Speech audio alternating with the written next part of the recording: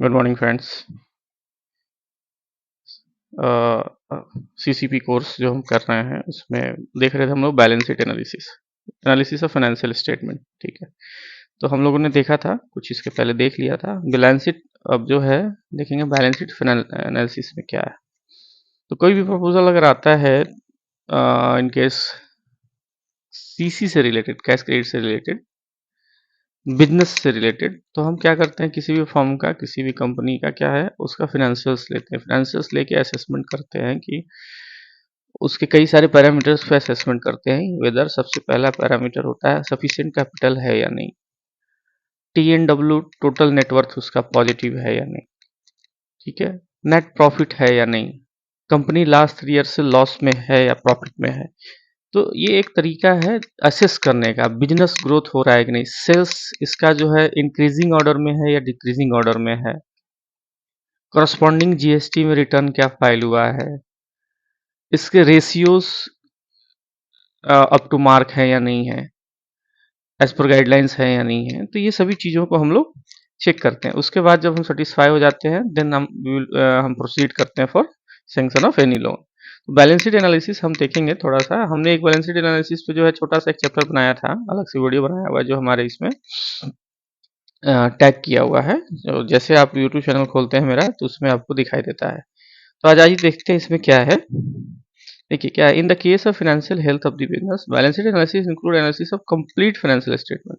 ठीक है, तो हम लोग किस किस चीज़ का करते हैं, ट्रेडिंग और मैन्युफैक्चरिंग अकाउंट का एनालिसिस, प्रॉफिट एंड लॉस लेते हैं, बैलेंस शीट लेते हैं, सीएमए लेते हैं, कैश फ्लो स्टेटमेंट लेते हैं, चेंज इन इक्विटी अगर कोई हुआ हो, मतलब change in equity proprietary Capitals होगा या कोई इसमें कोई चेंजेज आया है वो लेते हैं।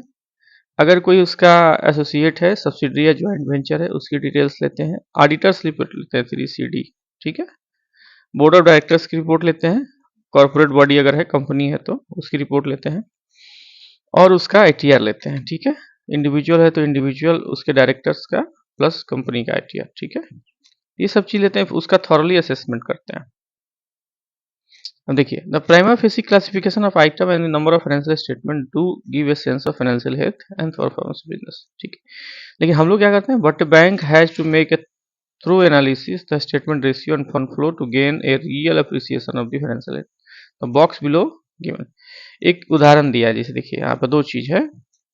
Why should the bank undertake analysis of financial statement of credit customer, एक सिंपल सा उदाहरण दिया। आर रेशियो यूजफुल, जैसे दिया एक automobile manufacturing has a stock of cars and other current asset valued 100 crore, he has payable other current liabilities worth 80 crore. देखिए 100 करोड़ का current assets है, उसकी करंट लाइबिलिटी कितनी है, 80 करोड़ की। ये पहला उदाहरण हो गया।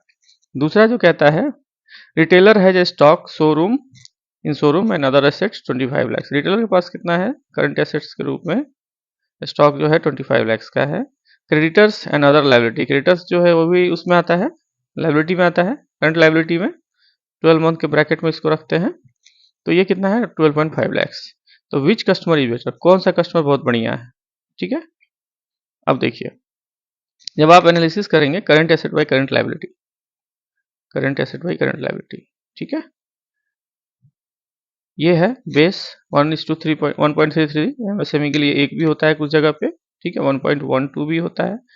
तो बेसिक हमारा ये है, जो लाइन है या जो हमारा ये फिक्स किया हुआ है 1.33। ठीक है, तो अब इसमें देखिए bank analysis will show that absolute term the first borrower है lots more money available than retailer, उसके पास तो ज़्यादा मनी है, but when the banker calculate the current ratio, वो क्या मिलेगा उसको 1.25 एंड रिटेलर है 2।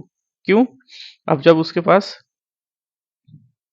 ये 100 जो है 100 था 80, ठीक है, करंट एसेट कितना था 100 और कितना था 80। तो अगर इसको हम करते हैं 20 से 100 4, और ये कितना हो जाएगा 1.25 होगा।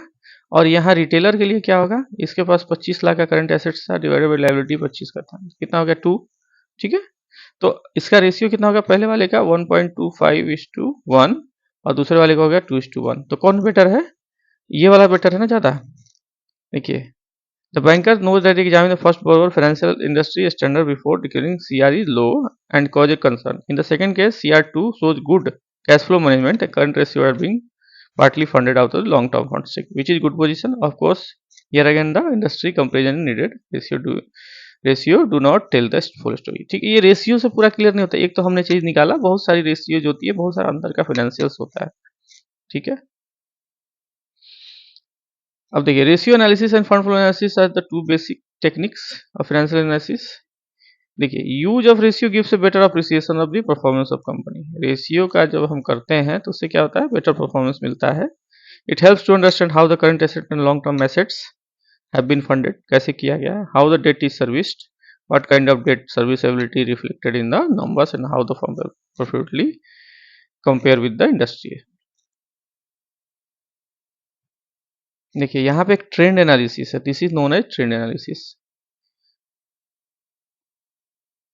यहाँ पे कहता है it is normal practice to ask borrow to submit financial statement of the last year. हम लोग 3 इयर्स का लेते हैं मिनिमम, इससे कम लेते नहीं है। Information on whether borrow business extended over a period, capital fund has been increased, dividend payment to shareholder gone up, profits are more absolute term as well as the relation to sales, etc. will be available in a study just of focusing the number of 3 years period rather than a single year. This is known as trend analysis. हम लोग इससे क्या करते हैं, उसका trending क्या, मैंने बोला ना कि उसका सेल्स इंक्रीजिंग ऑर्डर में है या डिक्रीजिंग में है या स्टैगनेंट है, प्रॉफिट उसका बढ़ रहा है कि नहीं, ग्रॉस प्रॉफिट है कि नहीं, कैपिटल में इंक्रीज है कि नहीं। तो ये सब चीज हम लोग क्या करते हैं, देखते हैं लास्ट 3 ईयर्स से ट्रेंड एनालिसिस करते हैं। Such analysis gives a better appreciation of financial soundness and performance parameter of a firm than a single year figure which may be atypical। ठीक है, चलिए नेक्स्ट आते हैं, यहाँ पे देखते हैं। बाकी बहुत सारी चीजें लिखी हुई हैं, जो काम की चीजें मैं बता देता हूँ। Trading and statement and profit and loss account. ठीक है, तो देखिए, trading account is prepare to a certain gross result. हम लोग ग्रॉस रिजल्ट देखते हैं, that is gross profit. Ultimate क्या है, ग्रॉस प्रॉफिट क्या है, माइनस खर्चे करें, माइनस एक्सपेंसेस करिए, नेट प्रॉफिट कितना आ रहा है। अल्टीमेट गोल क्या है हमारा, नेट प्रॉफिट कितना आ रहा है। ठीक है, loss out of the business activity known it is known as manufacturing account in case of industrial concern. This is concerned with the sales, cost of goods sold, stock of materials, sales return, wages, power, etc. Profit and loss account gives a net profit number, देता है, net profit लिखा रहता है सबसे last में इधर side में। ठीक है, यहाँ पर आता है net profit transfer to proprietor capital या कंपनीज रिजर्व्स। ठीक है, all expenses except those already shown in trading account are debited to this account to arrive the net result. Miscellaneous income is reckoned here for the purpose of analysis various expenses. Administrative and selling expenses होता है, ठीक है, selling and distribution expenses, management expenses, financial expenses, maintenance and depreciation. Depreciation is a part of, इसको income में हम लोग लेते हैं। ठीक है, other income from ancillary activity should normally be very small portion of the total revenues. If there is a aberration in this, it could be an indicator that owner's attention is being diverted from the main manufacture or business activity into other activity for generating additional income. Sales क्या है, sales bring revenue. सबसे बड़ा चीज क्या है, जितना sales ज्यादा होगा उतना ही रेवेन्यू आपको बनेगा। कुछ केसेस में सेल्स बहुत ज्यादा है बट क्या है, कंपनी खर्चे दिखा के लॉस दिखा देती है, वो भी सिचुएशन होता है। तो दोनों एक दूसरे के जो है ये हैं, पूरक है, देखना पड़ेगा उनको। It should be ensure that the sales revenue figure given just satisfy the condition applicable as for revenue recognition as also a sales of good act. Sales are a principal source of earning profit.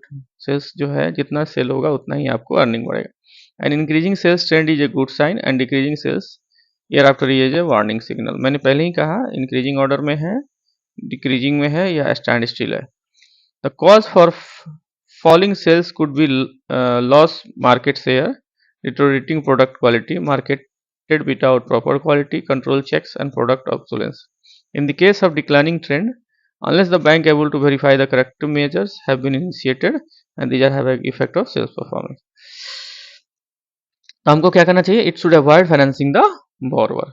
अब देखिए, sales return कुछ चीजें दिया हुआ, sales return a high volume of sales return is unfavourable signs. मैंने दोनों चीज बोला है आपको, सेल्स इंक्रीजिंग ऑर्डर में है, प्रॉफिट अनुपात में है, सही है। बट हाई वॉल्यूम में सेल्स है तो इसका मतलब it indicate that product sold are either defective और इंफीरियर इन क्वालिटी। अमेजन से आप कोई चीज़ मंगाते हैं, सेल्स जो हो गया, कभी कभी क्या होता है आपको सप्लायर जो है वो खराब आइटम जो है पैक करके भेज देता है, उसने उसको सेल्स दिखाया, उसके बुक्स में आ गया, फिर आप क्या करते हैं जब आते हैं खोलते हैं तो उसको रिटर्न मारते हैं, तो क्या हुआ, सेल्स तो यहाँ डिक्रीज हो गया बट इनकमिंग तो वो प्रॉब्लम हुआ ना उसका। उसका closing stock, the part of stock that represent finish good should normally be only what is in process of preparation of dispatch. Sufficient stock such as orders are not refused or delayed in the same time, the cost carry should not be heavy. ठीक है।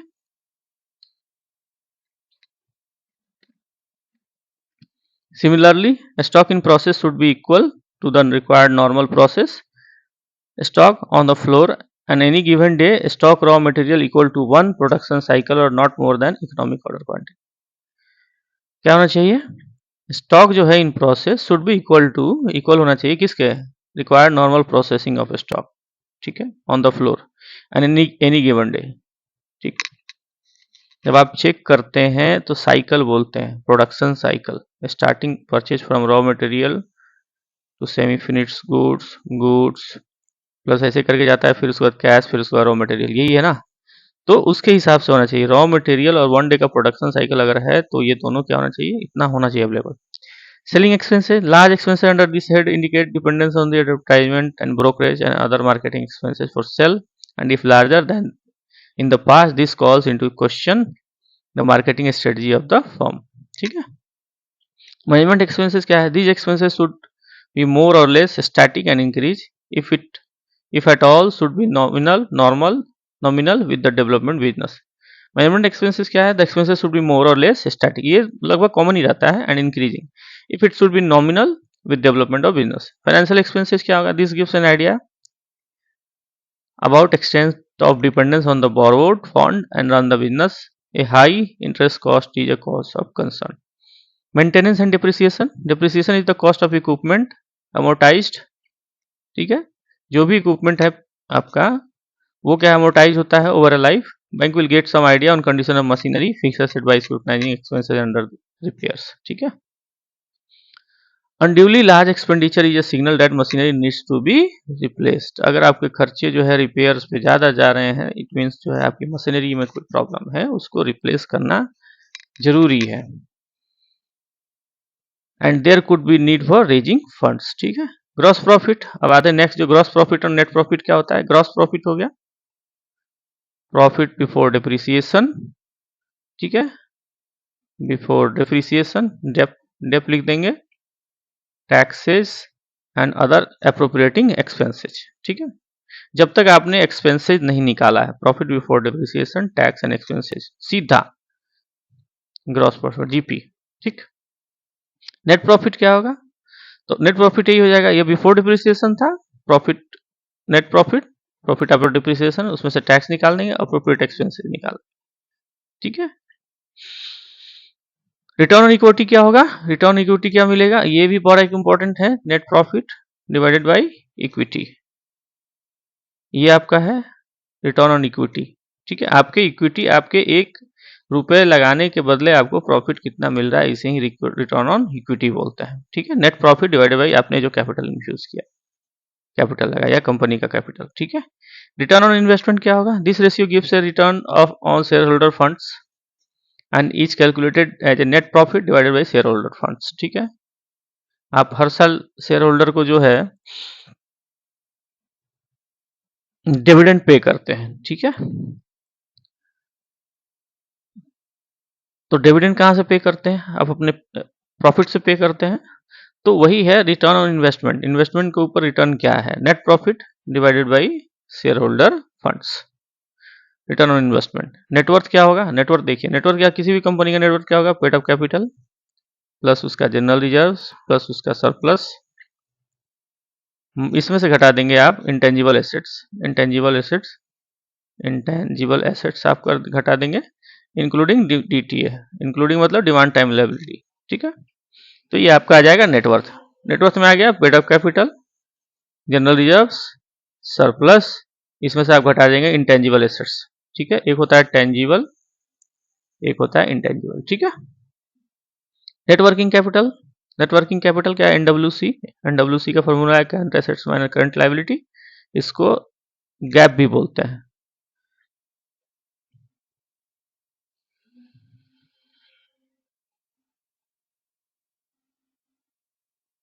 ठीक है, net working capital NWC current asset minus current liability. Working capital gap क्या है? WCG. ठीक है, तो इसमें current asset minus current liability other than bank borrowing. अब इसमें जो है एनडब्ल्यूसी आपका current asset minus current liability. तो वर्किंग कैपिटल का गैप क्या है, मतलब वर्किंग कैपिटल कितना हो सकता है, ये आपको लेना पड़ेगा। तो इस मेथड से आपको जो है रेशियो कम बनता है। ठीक है, उसका एलिजिबिलिटी कम बनता है। तो आपको जो है वर्किंग कैपिटल डब्ल्यूसीजी निकालने के लिए क्या करना पड़ेगा? अब इसी करंट लायबिलिटी एनडब्ल्यूसी में से current assets minus current liability, इसमें से आपको क्या करना है? एक्सक्लूड कर देना है बैंक बोरोइंग। बैंक बोरोइंग, ठीक है, करंट लायबिलिटी बैंक बोरोइंग है 12 मंथ। ठीक है, उसको हटा देना है शॉर्ट टर्म वाली, तो आपका डब्ल्यूसीजी निकल जाएगा।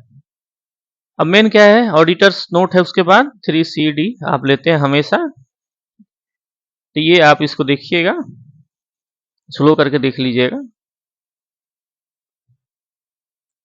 ये इंपॉर्टेंट होता है। ऑडिटर्स नोट में कई जगह जो है नोट लिखे होते हैं कंपनी के या फर्म के फाइनेंशियल्स के बारे में। ठीक है, any qualification met on these accounts will be जज impact on profitability and valuation of the business. ठीक,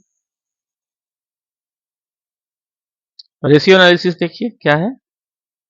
prima facie scrutiny of financial statement is adequate to know. जब स्क्रूटनी करते हैं फाइनेंशियल एनालिसिस का, तो इससे क्या पता चलता है हमको? Is the sales showing the increasing trend. ठीक है, इंक्रीजिंग है, डिक्रीजिंग है, स्टैंड स्टिल है। Is the unit making profit. सब कुछ हो रहा है लेकिन प्रॉफिट दे रहा है कि नहीं? Is the net worth stable, it is increasing. आपका नेटवर्थ स्टेबल है या इंक्रीजिंग ट्रेंड में? अगर लॉस में जा रहा है तब तो ये गड़बड़ है। हैज इरोजन जिसको बोलते हैं, capital erosion. Has provision been made to bad and doubtful debts. जैसे हम लोग अपने बैंक में करते हैं एनपीए प्रोविजनिंग, स्टैंडर्ड एसेट्स का भी प्रोविजनिंग करते हैं। तो प्रोविजन जो है इसके लिए हुआ है कि नहीं हुआ है? Are the auditors report, what are the auditors report, is the report qualified और इज इट क्लीन, क्लीन है कि नहीं है, वो भी देखना है। So if the bank want more detailed information, it has to take up the through evaluation of the financial statement and performance. This calls for use of analytic tools. A tool yardstick most frequently used as the ratio. Ratio हम लोग निकालते हैं।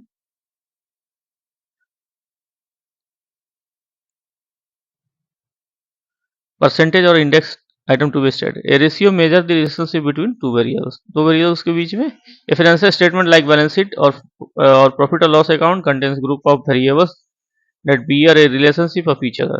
A ratio can be used either as an absolute figure and series over time or compared with the respect of benchmark.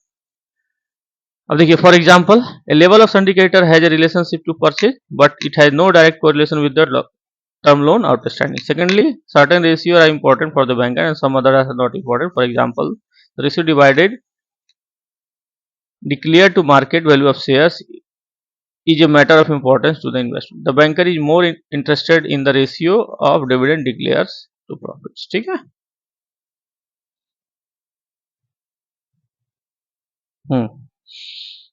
Classification of ratio and their significance. देखिए, एक होता है liquidity ratio, कुछ ratios हैं उनका क्लासिफिकेशन क्या है और उसका सिग्निफिकेंस क्या है। लिक्विडिटी रेशियो से क्या पता चलता है? Ability to firm to meet short term commitment, short term commitment के लिए उसके पास कितना फंड है। ठीक है, सॉल्वेंसी क्या है? सॉल्वेंसी है कि नहीं कंपनी की या फर्म की, तो उसके लिए हम लोग क्या निकालते हैं? Current assets by current liability. Acid test ratio निकालते हैं, कैश रेशियो निकालते हैं। ठीक है, ये तीनों हम लोग लिक्विडिटी रेशियो में आता है। लीवरेज रेशियो या कैपिटलाइजेशन रेशियो या कैपिटल स्ट्रक्चर रेशियो, इससे क्या पता चलता है? Use of debt to finance capital assets, asset to risk from the use of debt capital ratio, DSCR। ठीक है, तो हम लोग निकालते हैं debt equity ratio and debt service coverage ratio. ठीक है, DSCR, इसको बोलते हैं लेवरेज रेशियो। ठीक है, लेवरेज रेशियो के लिए दो इंपॉर्टेंट रेशियोज हैं। सिग्निफिकेंस क्या है? Use of debt to finance capital assets, assessing the risk from the use of debt capital ratios. Date service coverage ratio, ठीक है। एक्टिविटी रेशियो क्या है, major how effectively turnover assets management, ठीक है। तो ये है आपका मेजर हाउ इफेक्टिवली होता है। इन्वेंट्री टर्नओवर रेशियो आपने ले लिया, the assets are employed, turnover assets, debtor velocity ratio management, creditor velocity ratio और डेटर क्रेडिट रेशियो, ठीक है, ये निकालते हैं। प्रॉफिटेबिलिटी रेशियो में क्या होता है, मैनेजमेंट देखना है इफिशियंसी हो रही कि नहीं हो रही, सिग्निफिकेंस इसका है। तो gross profit ratio, operating profit, net profit ratio, ये तीन चीज हम लोग निकालते हैं। अब आइए लिक्विडिटी रेशियो में देखते हैं उसको थोड़ा सा। लिक्विडिटी रेशियो, करंट रेशियो हो गया, यहाँ पर देखिए करंट रेशियो क्या है, current asset divided by current liability. If the ratio is 1 it means the current asset and liability are equal. अगर एक है तो क्या है, current asset equal to current liability है। इससे है if current ratio is 1 net working capital is 0 and if is less than 1 net working capital is negative. जब 1 है तो working capital, net working capital क्या है, 0, and if the less than 1 है तो उसका negative. Generally two current assets 1 current liability is consider good, ठीक है।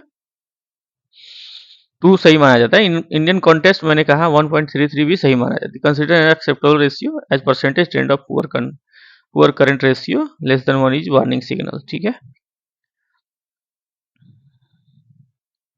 अब देखिए आप करंट रेशियो एक्सेप्टेबल तो कर लिए, but sometime current ratio may be acceptable but realization from the sale of stock may be slow and meeting the commitment may become difficult, ठीक है। As current ratio, current assets consist of items such as raw materials, finished goods, debtors, etc. and not all those are equally liquid. Current ratio is not always a good tool to ascertain how good the quality is. Therefore, leaving a stock out of the reckoning and taking only cash and receivable other than ratio is calculated called the acid test ratio.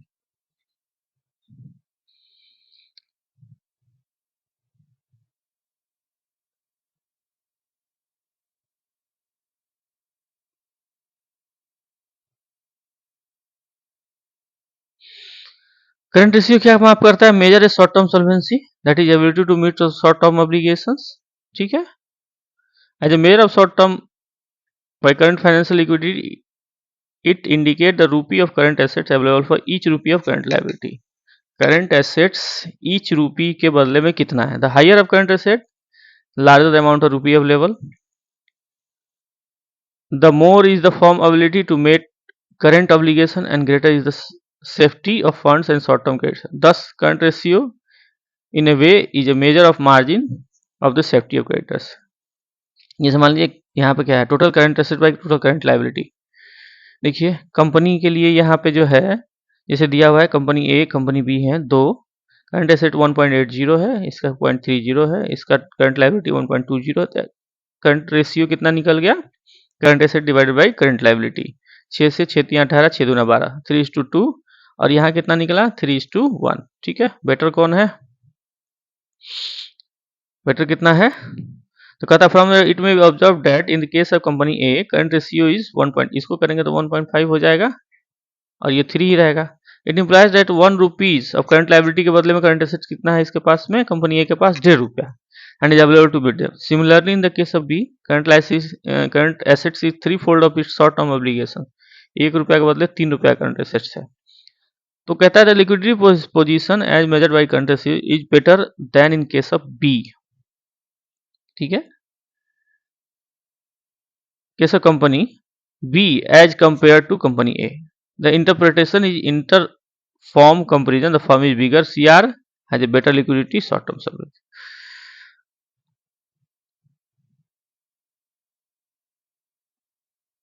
देखिए अब कहता है दो current ratio is superior to NWC in the measure short term financial solvency, it is rather crude measure of liquidity on various count which, ठीक है। क्या होता है, a quantitative rather than the qualitative index of liquidity. Current ratio takes the entire current assets without making any distinction between various types of current assets such as cash, inventory and so on. More so on, CA is more liquid than others. While current liability fixed in the sense that they have to be paid in full in all circumstances, the current assets are subject to shrinking the value. For example, possibility of bad debts, obsolete stocks, non-salability of inventory, and with more liquid assets, the firm would be in a position to meet obligations with least. Sorry.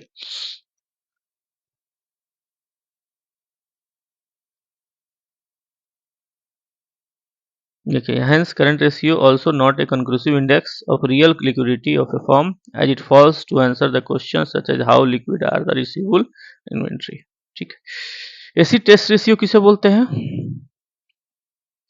कैसे निकालते हैं acid test ratio? कहता है acid test ratio is more stringent measure for liquidity than CR. आप acid test ratio या quick ratio आप निकाल लीजिए उसे, तो आपको क्या हो जाएगा? It is expressed as ratio of all current assets including inventory to the current liability. Inventory आप हटा लीजिए उसमें से, ठीक है, divided by current liability. It is also referred as a quick ratio. The term quick assets refer to current assets which can be converted into cash immediately or short term notice without diminution of value. Current assets include the categories such as cash and bank balances। Current assets में क्या आता है? Cash and bank balances, short term marketable security, debtors receivables. इसमें क्या है? Exclude कर देना है। Current asset exclude include inventory, ATR is more superior than CR. ठीक है, तो रेशियो कैसे निकालेंगे? ये क्विक रेशियो, ठीक है, cash plus receivable plus investment divided by current liability. Cash plus receivable plus investment divide by CL. ठीक है, अब इसमें जो है करंट एसेट्स माइनस इन्वेंट्री अगर आप हटा देते हैं, दूसरा भी ऑप्शन है divided by current liability minus short term ST, short term bank borrowing STTB. दो तरीके से आप इसका सॉरी निकाल सकते हैं। तो acid test ratio quick ratio दो टाइप से निकलता है, cash plus receivables plus investment divided by current liability. उसमें से अगर आप इन्वेंट्री हटा देते हैं और divided by current liability minus short term bank borrowing हटा देते हैं, तो ये भी निकल जाएगा। ठीक है, देखिए, receivable are consider to be more easily realisable and so this ratio is suppose to give a better idea of the solvency of unit. It must be borne in mind that all the current liabilities are not going to mature for payment at once। ठीक है, NWC क्या होता है? या networking capital या total current assets. ठीक है, this is important tool to measure the liquidity of enterprise. It is observed that increase in NWC does not mean anything unless NWC divided by total current assets ratio shows improvement. There is direct correlation between current ratio and NWC by TCA. If NWC to TCA ratio improves, declines, the current ratio also improves of slips। ठीक है, एकदम direct relation होता है। For the benchmark for acceptable current ratio is 133 and the NWC by TCA ratio of an enterprise would be 25%। This means if NWC to TCA ratio is less than 25, then current ratio would be lower than, मतलब 25% से अगर ये नीचे है तो क्या है? आपका करंट रेशियो डाउन हो जाएगा। कैश रेशियो किसे बोलते हैं? कैश रेशियो हो गया कैश, कैश में देखिए क्या है, कैश रेशियो में कैश प्राइमरी है तो वहां कैश होगा प्लस मार्केटेबल सिक्योरिटी होगा डिवाइडेड बाई करंट लायबिलिटीज। ठीक है, ये भी आपका जो है कैसी है। ठीक है,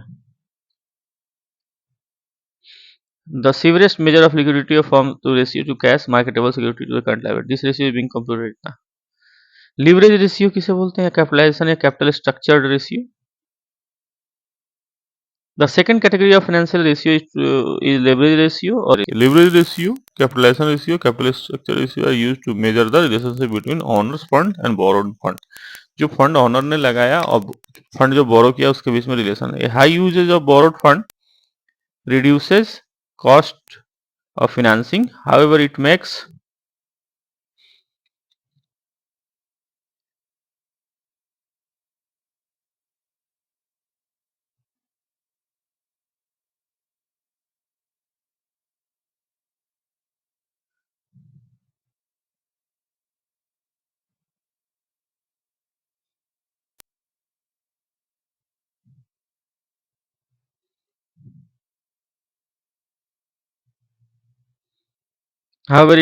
a unit more risky। ठीक है,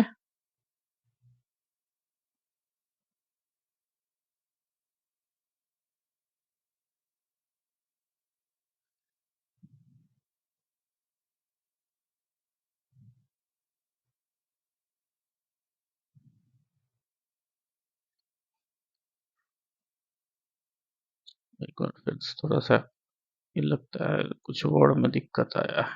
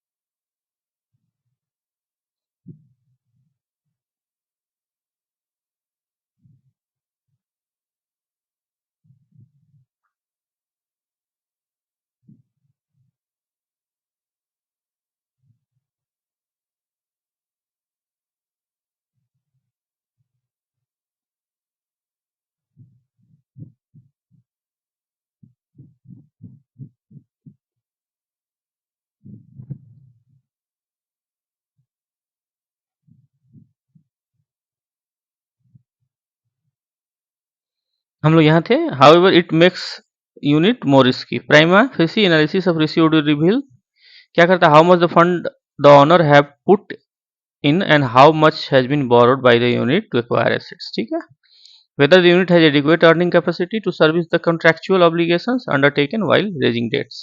The ratio will throw light on the long-term solvency of the firm and reflected in the ability to assure the long-term lenders. The important ratio under the category R क्या है, debt equity ratio।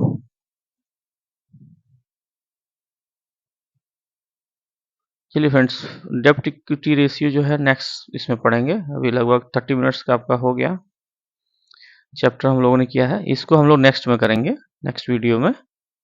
ठीक है, तब तक एक बार आप उसको देखिए। लास्ट वही बस नॉट लिस्ट, हमेशा रिक्वेस्ट, अगर चैनल आपको अच्छा लग रहा है तो प्लीज़ लाइक करिए, शेयर करिए, सब्सक्राइब करिए। Thank you.